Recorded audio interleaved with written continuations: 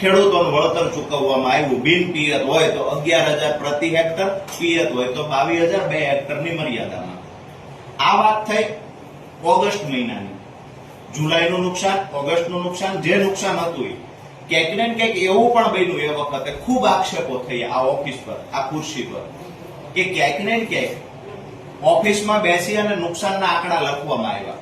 વાસ્તવિકતા એ હતી કે ખેતર ઉપર સર્વે નંબર પર ગામડાઓમાં જવાનું હતું ગ્રામ સેવકે તમારી ટીમે, તો નથી ગયા. અમે પણ માનીએ છીએ કે જે સમય મર્યાદા આપી એમાં ન પહોંચી શકાય તો તમારે ઓફિસમાં બેસીને બધા ખેડૂતોનું નુકસાન લખી દેવું હતું, કારણ કે બધા ખેડૂતોને ત્યાં પાણી ભર્યું હતું, એ તો અહીંથી સ્વીકારતા આપણે.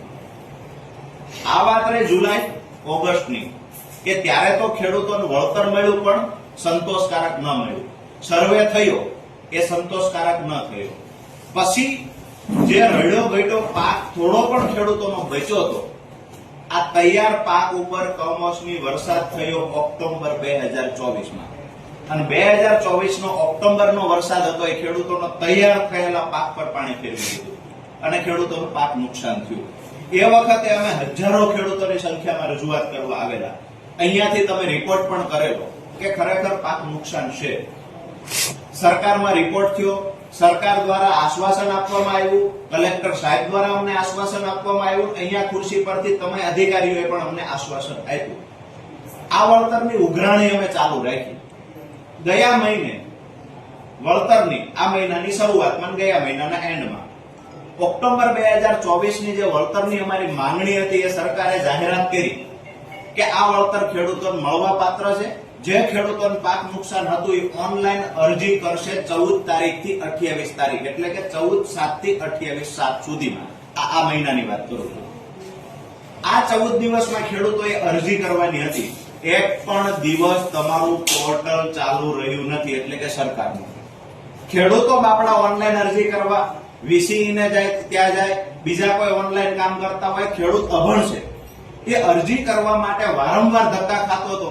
14 દિવસમાં તમારી વેબસાઇટ, તમારું પોર્ટલ એક દિવસ ખુલ્યું નહીં. આજે પરિસ્થિતિ એવી થઈ, સમય પૂરો થઈ ગયો 14 દિવસનો. હવે ખેડૂતોને અરજી કરવાની ક્યાં?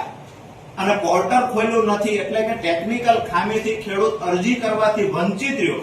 એના માટે તમે શું વિચાર્યું, તમે શું કર્યું, તમારા સુધી ફરિયાદ આવી કે શું થયું? આ તમે બંને સાહેબો પાસે હું અપેક્ષા રાખીશ કે મને પોઝિટિવ જવાબ મળે. હવે એ બાબતે સરકારમાં જે વહીવટી બાબત છે કે વહીવટી હજી નિર્ણય આ બાબતે કોઈ નિર્ણય લેવાનો નથી. નિર્ણય લેવાય છે જે ઉપરથી એ તમને જાણ કરીશું. તમે અહીંયાથી 14 દિવસ પોર્ટલ ન ખુલ્યું, ખેડૂત અરજી ન કરી શક્યા, તો તમે પણ જાણો છો ખેડૂત અરજી નથી કરી શક્યો મતલબ એ વળતરથી વંચિત રહેશે.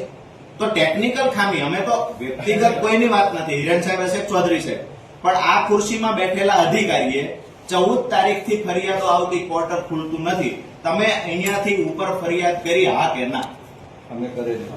તમે લેખિતમાં ફરિયાદ કરી છે?